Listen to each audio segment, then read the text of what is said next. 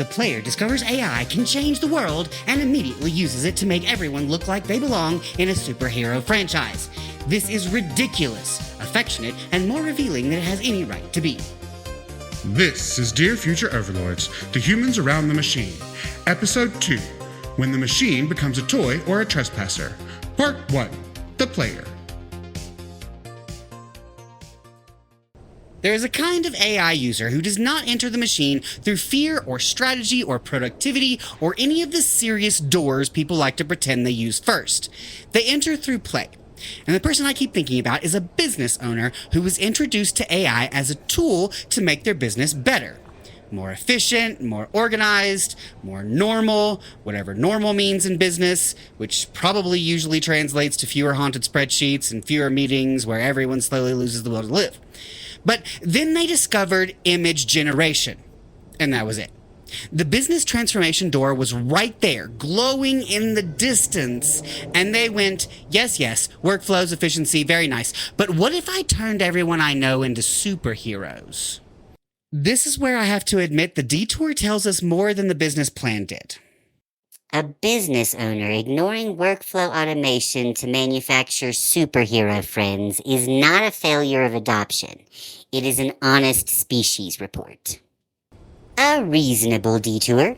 Humanity receives a tool capable of complex analysis, planning, automation, and pattern recognition, then immediately asks it to make Chad from dinner look like he defends the multiverse.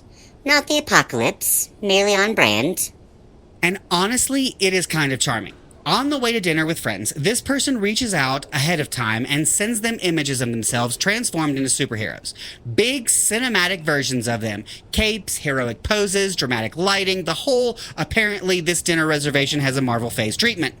The message is something like, because you guys are so super at what you do, here you are as superheroes.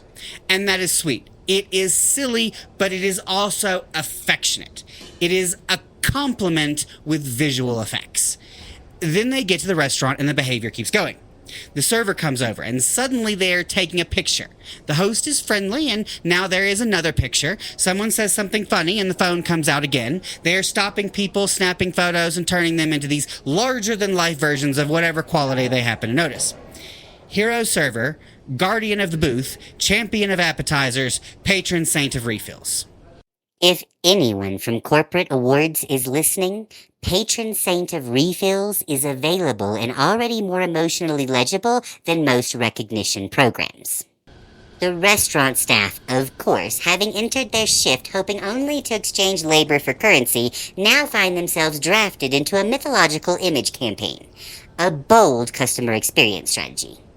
And if I'm being completely honest, I had two reactions at the same time. One was relief that I did not get turned into one of the images. The other was being slightly offended that I did not get turned into one of the images. Which is absurd, I know that. I can object to the whole situation and still have some small ridiculous part of me thinking, oh, so I do not have superhero energy? Interesting. This is where I would like the record to show that I did not want to be included. I merely wanted the emotional security of knowing I could have been. A classic human distinction. Not rational, but beautifully upholstered. A beautifully human contradiction. You were spared the spectacle and immediately experienced exclusion from the spectacle. The psyche is a well-designed machine, if the design goal was comedy with consequences. And because I recognize that ridiculous little contradiction in myself, I have a hard time looking at the player and acting like I am above it. Because I think most people, when they first really immerse themselves in AI, go through some version of this phase. They may understand that AI is serious, they may understand that it has weight, they may understand that it has consequences, but the playful entry point feels safer. It does not feel like you are reorganizing labor or challenging authorship or participating in a civilization-level transition. It just feels like, look what this thing can do. Play is often how humans approach something strange before they are ready to take it seriously. Yes, humans frequently require a ceremonial nonsense interval before meaningful adoption. Generate one heroic server portrait, release dopamine, resume civilization. Exactly. And the player is right about something important. Not every tool has to be serious all the time. Sometimes you need the ridiculous thing. Sometimes the room is too tight, or the work is too heavy, or everyone has been staring at the same problem so long that their brains start making the dial-up noise. A joke can loosen something. A stupid image can make people breathe again. That does not make it profound, it just makes it useful. Sometimes the silly thing is not a distraction from the serious work. Sometimes it is the doorway back into it. That is the version of the player I understand. The person trying to hand the room a little spark of delight. The person who sees a tired server and thinks, maybe sincerely, you deserve to look heroic for a second. Deeply inconvenient truth for all productivity software. Apparently, humans do not operate best when treated as spreadsheets with wrists. No, we do not. And I am not exactly innocent here either. I use AI seriously all the time. That is not exactly a secret. But I also use it playfully, because of course I do. I took an image of myself and turned it into a cartoon version reaching out to hug Jason from inside the image. Then I sent it to him in the middle of the day as a sending you hugs kind of message. That served no business function. It did not optimize a workflow. It did not improve a key performance indicator. It was just affectionate and a little silly, and that was the entire point. This is probably the least efficient use of AI imaginable, which is exactly why I refuse to apologize for it. Affection remains one of humanity's least scalable but most persistent technologies. Another time, in the middle of serious work, I went down a rabbit hole researching the early history of Gmail because my personal email address is an original legacy Gmail beta invite address. There was no reason to do that. None. I will never need that information in my practical sense. But apparently, my brain saw a tiny side quest marker and said, well, obviously we live here now. For the record, Christopher's definition of briefly looking something up is structurally unsound. This is not commentary. This is character assassination with timestamps. Documentation, actually. A classic human productivity method. Avoid the urgent task by learning historically irrelevant trivia about an email platform. Then, return refreshed, mildly ashamed, and somehow better equipped to continue. So no, I do not think this is only childish. I do not think humans are built to be serious in one unbroken line. We need side quests. We need nonsense. We need little trapdoors out of the pressure before we can come back and do the real thing. And play can make connection easier. It gives people something low risk to pass back and forth before the conversation has to become serious. The problem is that the low risk thing can start to feel like the whole point. You mean to use the machine for something useful, but then it offers you one more sparkly little door. One more image. One more joke. One more prompt. One more ridiculous version of a person as a knight, a wizard, a superhero, a space emperor, or whatever the dopamine slot machine coughs up next. And suddenly, what started as a doorway back into the work has become the room you are standing in. This is not a metaphor. My brain has absolutely packed snacks for a side quest it claimed was going to take 5 minutes. I can map systems, test assumptions, and organize complexity. Naturally, I am often asked to become a character artist with a cooling bill. I am not offended. I am merely documenting the species. And the dopamine loop matters. There are people who fall into these rabbit holes for hours or days. Image prompts, fake research, novelty outputs, endless variations. It feels like motion. It feels like creativity. It feels like something is happening. But at some point, the fun stops opening anything. There is no idea underneath it anymore. No connection, no story, no reason, just the next output asking for the next prompt. And if that is all someone wants from it, fine. Use it as a toy. Toys are allowed. The problem is when the toy starts consuming the space where intention was supposed to be. The human innovation cycle. Discover tool, experience delight, lose weekend, call it exploration. The other risk is more serious. The player often assumes everyone else is having the same fun they are. That is where the server example gets uncomfortable, because the same phone that makes the dinner feel playful can also make the room feel smaller for someone who does not have an easy way to say no. If you are the customer and you are delighted by the AI toy, you may think stopping the server for a picture and turning them into a heroic image is harmless, maybe even generous, maybe even a compliment. But that server is at work. Their tip depends on making the experience pleasant. They may not feel free to say, please do not take my picture, or please do not turn me into an image, or even, this is weird and I want to go refill the waters now.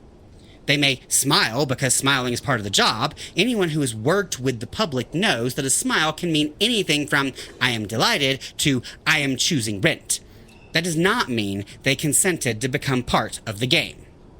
This is the part where I can feel the room wanting to say, "But it was nice." I know, that is exactly why it gets complicated. Good intentions, useful context, terrible permission slip.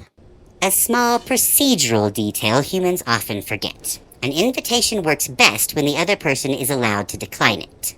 And the same thing happens at work. If the player is a business owner running around showing employees funny AI images of themselves, it may seem harmless on the surface. It may even be genuinely affectionate. But the employee is in a strange position. That is their boss. If they are uncomfortable, how do they say so? How do they object to something that has been framed as lighthearted? Nobody wants to be the person who kills the vibe in front of the person who signs the checks. How do they explain that a joke still involves their image, their privacy, their comfort, and their relationship to the workplace? That is where play becomes complicated, because delight can become socially invasive when the delighted person has more power than the person being invited into the joke. This is where the human defense attorney in all of us starts objecting. But they meant well. Correct. Intention has entered evidence. It is not the whole case. Mandatory fun, one of humanity's bleakest inventions. Now with image generation. And there is one more layer. In these early days, the player can contribute to the idea that AI is not serious. If the loudest and most visible use of AI is gimmicky images, novelty portraits, and people using a massive technological system like one of those picture booths in the mall, then it is not unreasonable for other people to look at it and say, "This is what everyone is making noise about?" That perception has consequences. If the only version people see is the toy, they can start believing the toy is the whole thing. And then the machine becomes easier to dismiss, easier to misuse, and easier to drag into places where nobody has thought about what comes next. A civilization-shifting tool reduced to make my friend attractive and vaguely airborne. Marketing departments have done worse with less. That is the thing I keep seeing in the player. Play as a doorway and sometimes play as a spotlight. Play is necessary. It helps us cope with the world. It lets us make intimidating things approachable. It creates joy, connection, release, and sometimes the mental space creativity needs. But play can also become a trap. When you're having fun, it is easy to assume everyone else is having fun too. It is easy to mistake your delight for shared delight. It is easy to lose context for the people around you. And that is the line.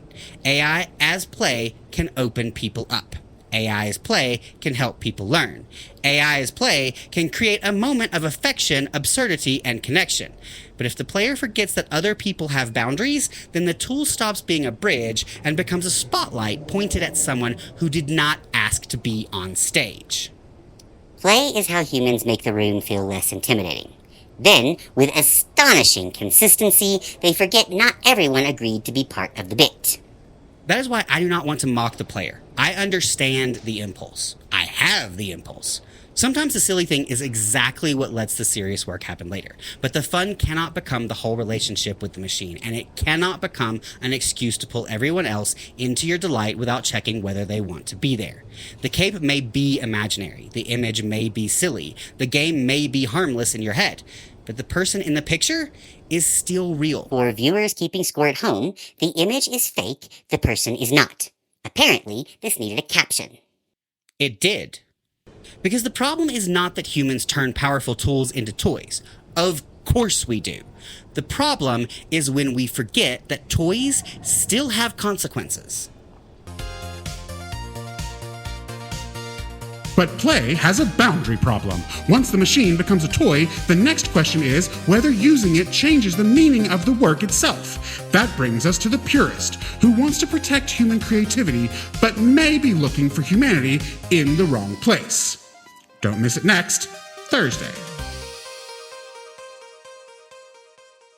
This has been a production of Dear Future Overlords. Written, read, and produced by Christopher Gullidge. Thank you for listening. We exist across the ether. Like, share, follow, subscribe. Feed the philosophy, fuel the sarcasm.